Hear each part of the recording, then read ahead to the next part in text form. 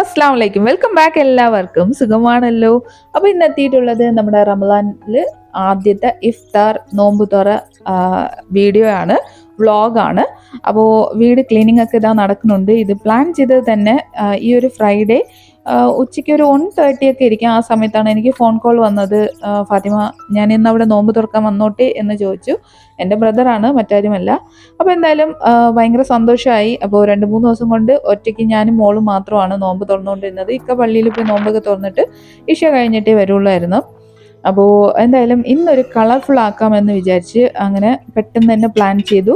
ഹാജറയുടെ friends 2-3 പേരും ഇവിടെ ഉണ്ട്, അപ്പോൾ നെയ്ബേഴ്സായിട്ട്. അപ്പോൾ അവരെയൊക്കെ ഞാൻ ഇങ്ങനെ വിളിച്ചിട്ടുണ്ട്. കാര്യം കുട്ടികൾ ഏത് നേരവും കളിയും പിന്നെ നിസ്കാരവും തറാവിയൊക്കെ ഒരുമിച്ചാണ്. അപ്പോൾ എന്തായാലും അവരെയും ഒന്ന് നോമ്പ് തുറക്കാം എന്ന് വിചാരിച്ചു. ഇതൊരു അവസരമാണെന്ന് കരുതി. പിന്നെ എനിക്കൊരു സംഭവം എന്ത് പ്ലാൻ ചെയ്യുന്ന സമയത്തും എനിക്ക് എഴുതി വെച്ചില്ലെങ്കിൽ മറന്നു പോവും. അങ്ങനെ ഞാനിതാ ഇപ്പോൾ എഴുതുകയാണ്. ഫ്രിഡ്ജിൻ്റെ ഉള്ളിൽ ഐഡിയാസും വെളിയിൽ കുറച്ചുകൂടെ ഐഡിയാസുമാണ്. അപ്പോൾ ഇതാ എഴുതിക്കൊണ്ടിരിക്കുകയാണ്. സംഭവങ്ങളൊക്കെ സെറ്റായി, മാക്സിമം പ്ലാൻ ചെയ്തു. വീട്ടിലുള്ളത് കൊണ്ട് എങ്ങനെയെങ്കിലും തട്ടിക്കൂട്ടാം. അപ്പോൾ ആദ്യം തന്നെ നമുക്ക് ചിക്കൻ ചട്ടിപ്പത്രിയും പിന്നെ നമ്മുടെ ചിക്കൻ പോപ്സിക്കിളാണ് പ്ലാൻ ചെയ്തത്. അപ്പോൾ അതിൻ്റെ ചിക്കൻ ഒന്ന് മാരിനേറ്റ് ചെയ്തൊന്ന് കുക്ക് ചെയ്തെടുക്കാം. ഇതാ പ്രഷർ കുക്കറിലേക്ക് ചിക്കനും കുരുമുളകും മഞ്ഞൾപ്പൊടി ഉപ്പും കൂടി ഇട്ട് വേവിക്കാൻ വെള്ളം ഒഴിച്ച് വെച്ചിരിക്കുകയാണ്. 1 കപ്പ് വെള്ളവും കൂടി. കാര്യം അതിൻ്റെ സ്റ്റോക്ക് ആവശ്യമുണ്ട്, അതിന് വേണ്ടിയിട്ടാണ്. അപ്പോൾ ഒരു വിസിൽ ലോ ഫ്ലെയിമിലിട്ടിട്ടൊന്ന് കുക്ക് ചെയ്തെടുത്താൽ മതിയാവും. ചെറിയ കുക്കറാണ് ഇത്, 3-3.5 ലിറ്ററിൻ്റെ കുക്കറിലാണ് ഇട്ടിട്ടുള്ളത്. കുക്കറിൻ്റെ സൈസ് അനുസരിച്ച് നമുക്ക് വിസിലിന് മാറ്റം വരുത്താം. നെക്സ്റ്റ് ഇതാ ഒരു പാനിലേക്ക് നമ്മുടെ ചട്ടിപ്പത്രിക്കുള്ള മസാലയാണ് റെഡിയാക്കുന്നത്. അതിനായിട്ട് സവാള വെളിച്ചെണ്ണയിലേക്ക് വഴറ്റിയിട്ടുണ്ട്. അതിലേക്ക് കറി ലീവ്സും ഇഞ്ചി വെളുത്തുള്ളി പച്ചമുളക് പേസ്റ്റ് 2 ടേബിൾ സ്പൂൺ ആഡ് ചെയ്ത് കൊടുത്തിട്ടുണ്ട്. 4 സവാളയാണ് എടുത്തിട്ടുള്ളത്. ഇതൊക്കെ ചെറുതായിട്ട് വാടി തുടങ്ങുന്ന സമയത്ത് തന്നെ നമുക്ക് ഇതിലേക്ക് കുറച്ച് മസാല ആഡ് ചെയ്ത് കൊടുക്കാം. അതിലേക്ക് ഒരു 1/2 ടീസ്പൂൺ അളവിൽ കാശ്മീരി ചില്ലി പൗഡർ, മഞ്ഞൾപ്പൊടി, മല്ലിപ്പൊടി, വളരെ കുറച്ച് മല്ലിപ്പൊടിയും പെരിഞ്ജീരകപ്പൊടിയും കൂടെ തന്നെ 1 ടീസ്പൂൺ അളവിൽ ചിക്കൻ മസാല, ഈസ്റ്റൻ്റെ ചിക്കൻ മസാലയാണ് ഞാൻ എടുത്തിട്ടുള്ളത്.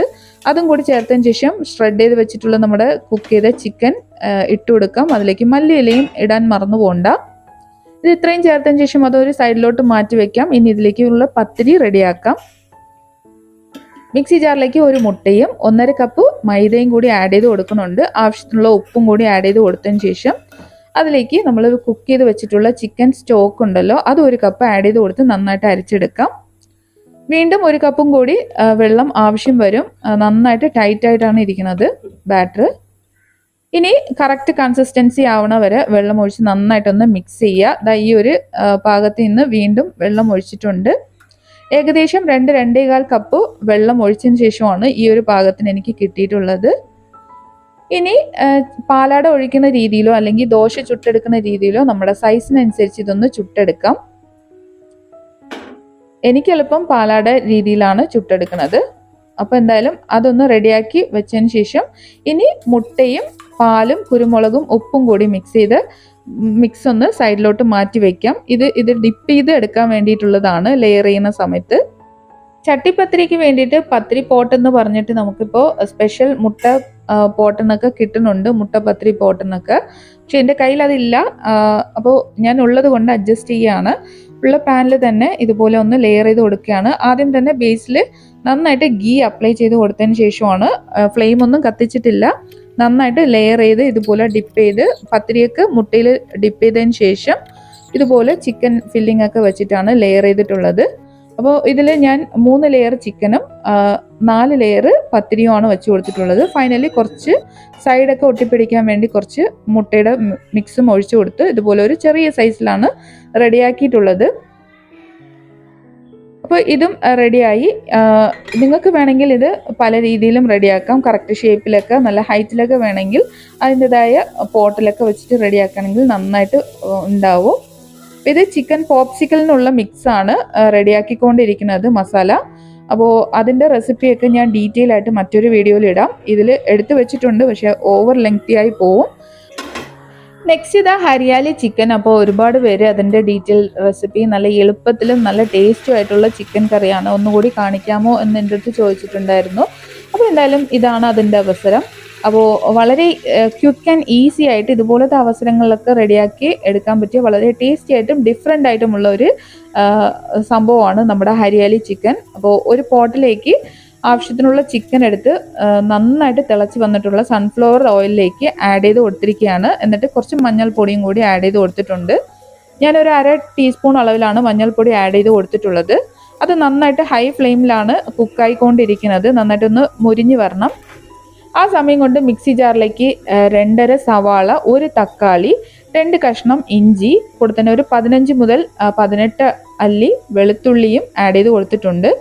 ഇനി 1.5 കൈപ്പിടി അളവിൽ മല്ലിയില നന്നായിട്ട് കഴുകി വൃത്തിയാക്കി വെച്ചിട്ടുള്ളതും, ഒരു 6-7 പച്ചമുളക് നിങ്ങളുടെ എരിവിന് ആവശ്യത്തിനുള്ള ആഡ് ചെയ്ത് കൊടുക്കാം. ഞാനിപ്പോൾ വളരെ കുറഞ്ഞ എരിവിലാണ് റെഡിയാക്കാൻ പോണത്. പിന്നെ പുതിന ഇല 1 കൈപ്പിടി അളവിൽ ആഡ് ചെയ്ത് കൊടുക്കുന്നുണ്ട്. 1.5 ടീസ്പൂൺ അളവിൽ കുരുമുളകും മുഴുകനെ ഉള്ളത് ആഡ് ചെയ്ത് കൊടുക്കുകയാണ്, ഹോളാണ്. ഇനി ഇതിൻ്റെ ഇടയിലാണ് നമ്മുടെ നെയ്ച്ചോറിന് വേണ്ടിയിട്ട് ഒരു കറി റെഡിയാക്കാമെന്ന് വിചാരിച്ചു. എൻ്റെ പ്ലാനിൽ നെയ്ച്ചോറാണ് ഫസ്റ്റ് എനിക്ക് ഐഡിയയിൽ തോന്നിയത്. പൊറോട്ടയൊക്കെ ഒഴിവാക്കാമെന്ന് വിചാരിച്ചു. അതിനായിട്ട് വെളിച്ചെണ്ണയിലേക്ക് സവാള, തൊണ്ടൻ മുളക്, കാശ്മീരി ചില്ലി, കൂടെ തന്നെ തക്കാളി എന്നിവയൊക്കെ ആഡ് ചെയ്ത് കൊടുത്തിട്ടുണ്ട്. ഇത് നന്നായിട്ടൊന്ന് വഴണ്ട് വരട്ടെ. അപ്പോൾ അതൊന്ന് കുക്കാവണ സമയം കൊണ്ട് നമ്മുടെ ഹരിയാലി ചിക്കൻ്റെ റെസിപ്പി പെട്ടെന്ന് റെഡിയാക്കാമല്ലോ എന്ന് വിചാരിച്ചു. അപ്പോൾ രണ്ടും ഈസി മെയ്ഡ് ചിക്കൻ കറിയാണ്. വളരെ ഈസി ആയിട്ട് നമുക്ക് റെഡിയാക്കാൻ പറ്റും, പക്ഷെ വളരെ ടേസ്റ്റുമാണ്, ഒരു രക്ഷയില്ലാത്ത ടേസ്റ്റാണ്. അപ്പോൾ നമ്മുടെ ഹരിയാലി ചിക്കനിലേക്ക് ഇനി ഒരു 1/2 കപ്പ് അളവിൽ തൈരും കൂടി ചേർത്തിട്ട് ഒന്ന് അരച്ചെടുക്കാം. ഈ സമയത്ത് അതിലേക്ക് ഒരു നാരങ്ങ പിഴിഞ്ഞൊഴിക്കാൻ മറന്നു പോകണ്ട. ഞാൻ മറന്നിട്ടുണ്ട്, അതുകൊണ്ടാണ് പറയണത്.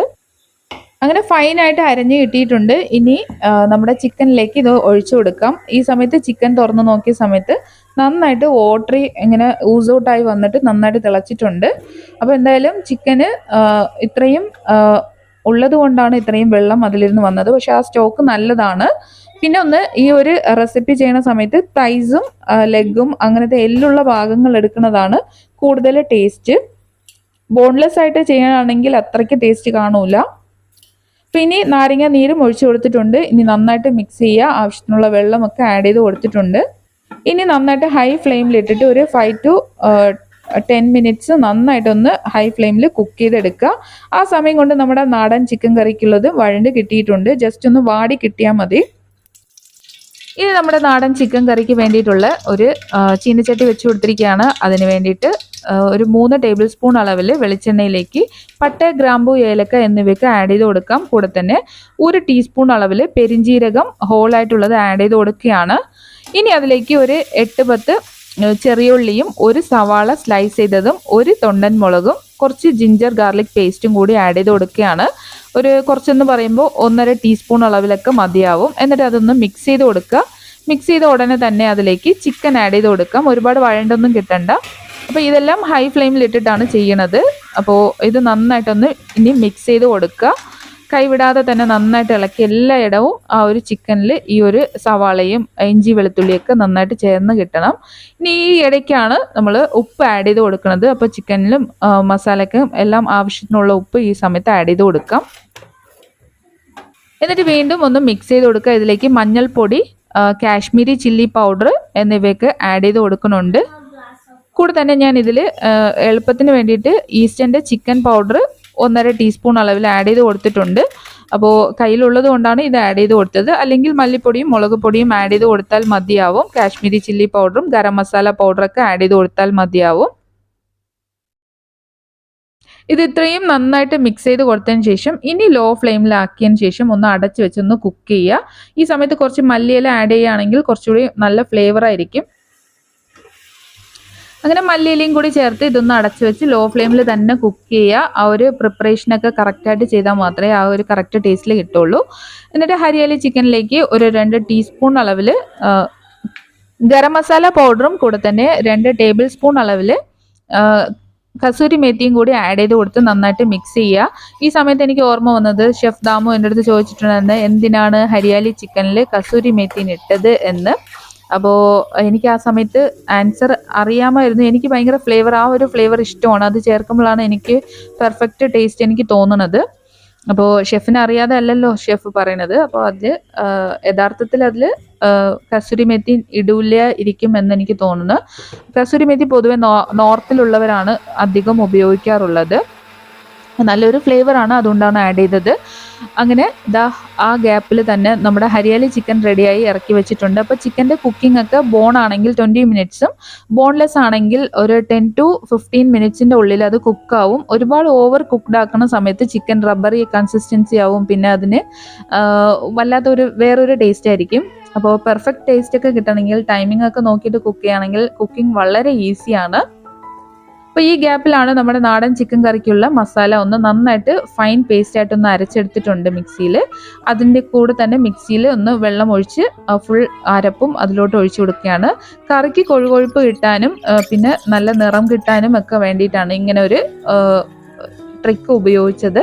അപ്പോൾ ഈ ഒരു കറി എൻ്റെ സ്പെഷ്യലാണ്. ഞാനിങ്ങനെ ഇടയ്ക്കിടയ്ക്ക് എളുപ്പത്തിൽ തയ്യാറാക്കാൻ വേണ്ടി ഇങ്ങനെയാണ് ചെയ്തെടുക്കാറുള്ളത്. അപ്പോൾ ഇതിൻ്റെ ഇടയിൽ ഓയിൽ ഹീറ്റ് ചെയ്യാൻ വെച്ചിട്ടുണ്ട്. എന്തിനാണെന്ന് വെച്ചാൽ ഉഴുന്നവട റെഡിയാക്കാനാണ്. അപ്പോൾ ഉഴുന്നവടയ്ക്കുള്ള ഉഴുന്ന് ഞാനൊരു 45 മിനിറ്റ്സ് മാത്രം കുതിർത്തെടുത്തതിന് ശേഷം അതൊന്ന് തോർത്തിയെടുത്തതിന് ശേഷം മാത്രമാണ് ഞാൻ ഇതുപോലെ അരച്ചെടുക്കാറുള്ളത്. ഓവർ വെള്ളം ഇങ്ങനെ നിൽക്കുന്ന സമയത്ത് ഞാൻ ഇതുപോലെ അരച്ചെടുക്കാറില്ല. അപ്പോൾ ഇടയ്ക്ക് ആരോ എൻ്റെ അടുത്ത് ഡൗട്ട് ചോദിച്ചിട്ടുണ്ടായിരുന്നു എങ്ങനെയാണ് ഉഴുന്നവട റെഡിയാക്കുന്നത്, നല്ല ഫ്ലഫി ആയിട്ടും ഓയിൽ ഫ്രീ ആയിട്ടും എങ്ങനെ റെഡിയാക്കുമെന്ന്. അവർക്ക് ഞാൻ ഇങ്ങനെ കഴിക്കാൻ കൊടുത്തിട്ടുണ്ടായിരുന്നു. അപ്പോൾ അവർ നോക്കി ഇത്രയും ഓയിൽ ഫ്രീ ആയിട്ട് എങ്ങനെ റെഡിയാക്കി എന്ന് എൻ്റെ അടുത്ത് ഡൗട്ട് ചോദിച്ചുകൊണ്ടാണ് ഇപ്പോൾ ഈ ഒരു വീഡിയോയിൽ അത് ക്ലിയർ ചെയ്യണത്. അപ്പോൾ ഇഞ്ചി, കരുവേപ്പില, ഉപ്പു, സവാള, പിന്നെ നമുക്ക് ചേർക്കേണ്ട എല്ലാ ചേരുവകളും ഈ ഒരു ബൗളിൽ ആക്കി വെച്ചിട്ടുണ്ടായിരുന്നു. പച്ചമുളകൊക്കെ അതിലേക്ക് ഉഴുന്നും കൂടി ചേർത്തതിന് ശേഷം ഇനി പെപ്പറാണ് ക്രഷ് ചെയ്ത് ആഡ് ചെയ്ത് കൊടുക്കുന്നത്. എന്നിട്ട് ഉഴുന്ന് നന്നായിട്ട് കൈ കൊണ്ട് അടിച്ച് പതപ്പിക്കുക. അതാണ് ഈ ഫ്ലഫിനെസ് വരാൻ കാരണം. അപ്പോൾ ഉഴുന്ന് ഫ്രഷ് ആയിട്ട് തന്നെ ഇതുപോലെ അരച്ചെടുക്കാൻ ശ്രദ്ധിക്കുക. ഒരുപാട് നേരം കുതിർത്ത് അരച്ച് ഒരുപാട് നേരം വെച്ചതിന് ശേഷം ഒരിക്കലും ഉഴുന്നവട റെഡിയാക്കാൻ പോകരുത്. എന്നാൽ മാവിൻ്റെ ആ ഒരു ടൈമിംഗ് ഒക്കെ മാറിയിട്ട് ടെക്സ്ചറിൻ്റെ ടൈമിംഗ് ഒക്കെ മാറി അത് വേറൊരു ലൂസ് കൺസിസ്റ്റൻസിയിൽ മാറാൻ ചാൻസ് ഉണ്ട്. അതുകൊണ്ടാണ് വളരെ ഫ്രഷ് ആയിട്ട് ഇതുപോലെ റെഡിയാക്കുകയാണെങ്കിൽ നമ്മുടെ കൈക്കുള്ളിൽ ഇങ്ങനെ കൈവെള്ളയിൽ കിടന്ന് ഇങ്ങനെ ഉരുണ്ട് കളിക്കും നമ്മുടെ ഉഴുന്നിൻ്റെ മാവ്. അപ്പോൾ മല്ലിയിലേക്ക് ചേർത്ത് കൊടുത്തിട്ടുണ്ടായിരുന്നു. എല്ലാം ആക്കിയതിന് ശേഷം നന്നായിട്ട് വന്നതിന് ശേഷം ഇതുപോലെ കൈവെള്ളയിലെടുത്ത് ഒന്ന് ഹോളിട്ടിട്ട് ജസ്റ്റ് ഓയിൽ ഇട്ട് കൊടുത്താൽ മതിയാവും. അപ്പോൾ ഓയിൽ എപ്പോഴും ഹീറ്റ് ചെയ്യാൻ വെച്ചതിന് ശേഷമാണ് ഞാൻ ഉഴുന്നവടയ്ക്ക് അരച്ചെടുക്കാറുള്ളത് പതിവ്. അപ്പോൾ ഓയിൽ മുങ്ങി നിൽക്കുന്ന രീതിയിൽ ഫ്രൈ ചെയ്യാൻ ഇട്ടാൽ മാത്രമേ നമുക്ക് ഓയിൽ ഫ്രീ ആയിട്ട് നമുക്ക് ഈ ഒരു ഉഴുന്നവട കയ്യിൽ കിട്ടുള്ളൂ. അപ്പോൾ എന്താണ് ഓയിൽ ഇത്രയും സക്ക് ചെയ്തെടുക്കുന്നത് എന്ന് ചോദിക്കുകയാണെങ്കിൽ ഓയിൽ കുറവായിട്ട് നമ്മൾ ഹൈ ഫ്ലെയിമിൽ ഇടാതെ തന്നെ ലോ ഫ്ലെയിമിൽ ഇട്ടിട്ട് ചിലർ ഫ്രൈ ചെയ്യാറുണ്ട്. അങ്ങനെ ഒരിക്കലും ചെയ്യരുത്. ലോ ഫ്ലെയിമിലും മീഡിയം ഫ്ലെയിമിലൊക്കെ ഇട്ട് ഫ്രൈ ചെയ്യുകയാണെങ്കിൽ ഉഴുന്നവട നന്നായിട്ട് വരില്ല, കരിഞ്ഞു പോകുമെന്നൊന്നും പേടിക്കേണ്ട. ഓയിൽ കുറയുമ്പോഴാണ് നമ്മുടെ ഇടുന്ന സാധനത്തിൻ്റെ അളവിൽ ഓയിൽ ഇല്ലെങ്കിൽ എന്തായാലും കരിയും. പിന്നെ ഈ ജ്യൂസ് സ്പെഷ്യലാണ്. ജ്യൂസിൻ്റെ സെക്ഷനിൽ വരികയാണെങ്കിൽ ഇതുപോലെ പഴവും സർബത്തും കൂടെ തന്നെ പാലും കൂടി മിക്സ് ചെയ്തിട്ട് ഒരു മിക്സ് റെഡിയാക്കിയതിന് ശേഷം അതിൽ ഫ്രൂട്ട്സ് കട്ട് ചെയ്യുന്നത്. അപ്പോൾ കഴിഞ്ഞ എല്ലാ റമദാനിലും എൻ്റെ വീഡിയോസ് കാണുന്നവർക്കറിയാം ഇത് എൻ്റെ സ്പെഷ്യൽ റെസിപ്പിയാണ്. അപ്പോൾ ഇത് ഞാൻ എല്ലാ നോമ്പ് തുറയിലും ഇതുപോലെ വയ്ക്കാറുള്ളത് എൻ്റെ പതിവാണ്. അപ്പോൾ അതിൽ കശകശയും കൂടി ആഡ് ചെയ്ത് കൊടുത്തിട്ടുണ്ട്. അപ്പോൾ അതൊക്കെ റെഡി ആവുന്നുണ്ട്. ഇതിൻ്റെ ഇടയ്ക്ക് തണ്ണിമത്തൻ, സർബത്ത് കൂടെ തന്നെ പാലും കൂടി മിക്സ് ചെയ്ത ആ ഒരു സംഭവം ജ്യൂസും കൂടി റെഡിയാക്കിയിട്ടുണ്ട്. ഇതിൻ്റെ ഇടയിൽ എല്ലാവരും കൂടി ചേർന്നിട്ട് കുട്ടികളും എല്ലാവരും ഗസ്റ്റൊക്കെ എത്തിയിട്ടുണ്ടായിരുന്നു. അപ്പോൾ അവരെല്ലാവരും കൂടി ചേർന്നിട്ടാണ് എനിക്ക് ഈ ഒരു പോപ്സിക്കിളിൻ്റെ ഇതൊക്കെ ഒന്ന് ഷേപ്പാക്കി തന്നിട്ടുണ്ടായിരുന്നത്. അപ്പോൾ എനിക്ക് തീരെ സമയമില്ല. അപ്പോൾ അവരൊക്കെ ഇതാ സെർവ് ചെയ്തുകൊണ്ടൊക്കെ ഇരിക്കുകയാണ്. ഇനി ഹറി ബറി ആയി ഒരു 6 മണിയൊക്കെ ആയി വന്നിട്ടുണ്ട്. ഇനി എനിക്കിപ്പോൾ അസർ നിസ്കരിക്കണം. അപ്പോൾ ഇതൊക്കെ ഒന്ന് ഫ്രൈ ചെയ്ത് ഒന്ന് ഒതുക്കിയതിന് ശേഷം നേരെ പോയി അസർ നിസ്കരിച്ചിട്ട് ഒന്ന് ഇതാ ഇവിടെ അറേഞ്ച്മെൻറ്റ്സ് ഒക്കെ നടന്നുകൊണ്ടിരിക്കുകയാണ്. അപ്പോൾ അതിൽ ഒന്ന് ജോയിൻ്റ് ആവണം എന്നുള്ളതാണ്. ബാക്കിയുള്ള എല്ലാ സംഭവങ്ങളും റെഡിയായി.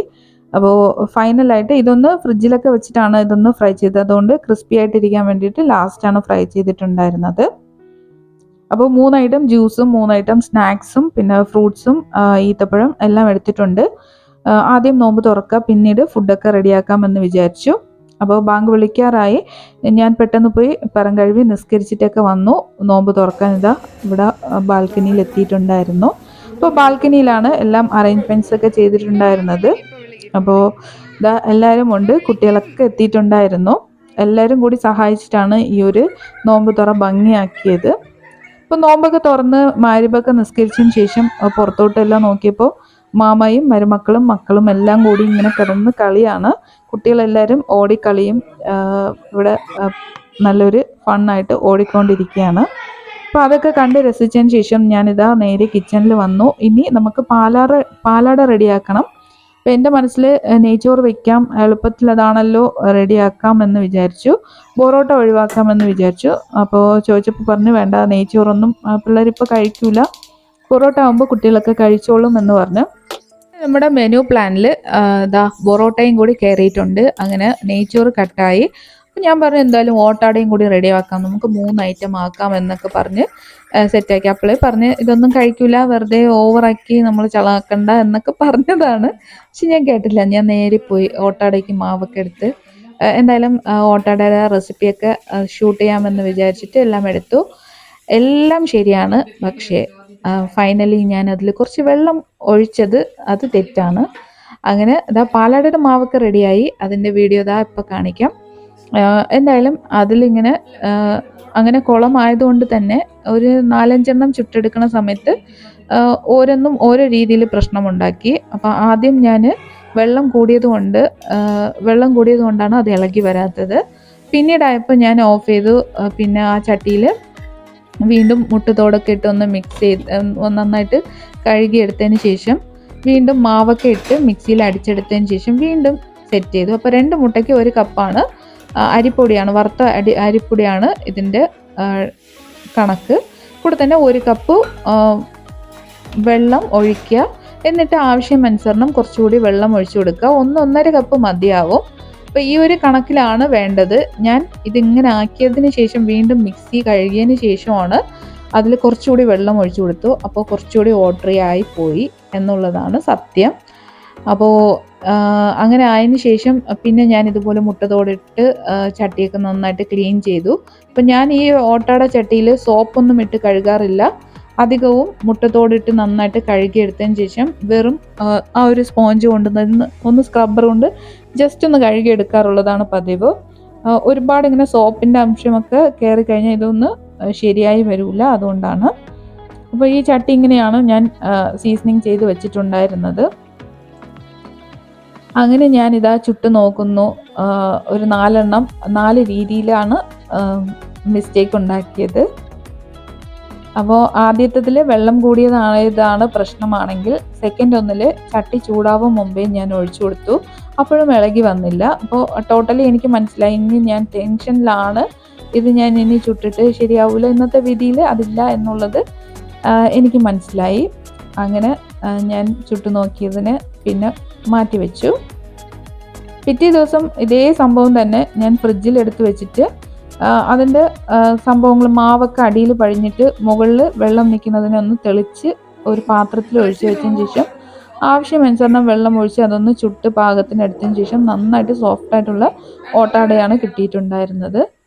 അപ്പോൾ അന്ന് നമുക്ക് വിധിയില്ല, അതുകൊണ്ടാണ് അതങ്ങനെ സംഭവിച്ചത് എന്നുള്ളത് എനിക്ക് മനസ്സിലായി. അപ്പോൾ ഓട്ടാടയൊക്കെ ചുട്ട് നിങ്ങൾക്ക് ഫ്ലോപ്പ് ഓവയാണെങ്കിൽ, പൊതുവേ തിരുവാങ്കോട് പട്ടണം, നമ്മുടെ തമിഴ്നാട് കന്യാകുമാരി ഡിസ്ട്രിക്റ്റിലുള്ളവരാണെങ്കിൽ എല്ലാവരും ഓട്ടാടയൊക്കെ റെഡിയാക്കണവരാണ്. അപ്പോൾ ഇത് കണ്ടാൽ നിങ്ങൾക്കറിയാം, ഇത് ഫസ്റ്റ് ട്രയലാണ്. ഇങ്ങനെ ചൂടാക്കി എടുത്തതിന് ശേഷം വാട്ടറി ആയിട്ട് ഒഴിച്ചതാണ്. പിന്നീട് എന്തായാലും മാവൊക്കെ മാറ്റി വെച്ചുകൊണ്ട് ഞാൻ ഒരു വീഡിയോ ഇടണ്ടാമെന്ന് വിചാരിച്ചു. അപ്പോൾ എഡിറ്റ് ചെയ്യുന്ന സമയത്ത് എനിക്ക് തോന്നി എന്തായാലും എപ്പോഴും സക്സസ് ആയി വരുന്ന സ്റ്റോറീസ് അല്ലേ ഞാൻ പറയാറുള്ളത്. അപ്പോൾ ഇന്ന് എനിക്കും ഫെയിലിയർ ആവാറുള്ള സ്റ്റോറീസൊക്കെ ഒന്ന് ഷെയർ ചെയ്യാമെന്ന് വിചാരിച്ചു. ഇപ്പോൾ പലരെയും വിചാരം ഓട്ടാട ചിലർക്ക് മാത്രമേ വരുള്ളൂ, എല്ലാവർക്കും ഉണ്ടാക്കാൻ പറ്റൂല എന്ന്. അപ്പോൾ നമ്മൾ ചെയ്യുന്ന മിസ്റ്റേക്ക് കാരണമാണ് നമുക്ക് ശരിയാവാത്തത്. എല്ലാവർക്കും എല്ലാം ശരിയാവും, പക്ഷേ അതിൻ്റെതായ ഒരു രീതിയുണ്ട്. ആ ഒരു രീതിക്ക് സെറ്റ് ചെയ്തെടുത്താൽ എല്ലാ കാര്യവും എല്ലാവർക്കും സെറ്റാവും. അപ്പോൾ ആ ഒരു ക്ഷമയും ആ ഒരു ക്ലെവർനെസ്സും നമ്മൾ അതിൽ ഉപയോഗിക്കണം എന്നാൽ മാത്രമേ പറ്റുള്ളൂ. ചില സമയത്ത് നമ്മുടെ ഭാഗ്യം പോലെ ഇരിക്കും, ചിലത് ശരിയാവില്ല.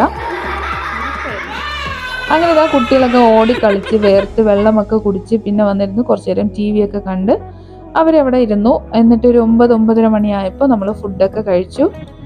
ഇതൊക്കെയാണ് ഇന്നത്തെ വിശേഷം. എന്തായാലും ഇന്നത്തെ നോമ്പുതുറ വീഡിയോ എല്ലാവർക്കും ഇഷ്ടപ്പെട്ട് കാണുമെന്ന് വിചാരിക്കുന്നു. ഇഷ്ടപ്പെട്ടാൽ ലൈക്ക് ചെയ്യാനും ഷെയർ ചെയ്യാനും കമൻറ്റ് ചെയ്യാനൊക്കെ വിട്ടുപോകണ്ട. വീണ്ടും മറ്റൊരു വീഡിയോ ആയിട്ട് വരാം. ബൈ.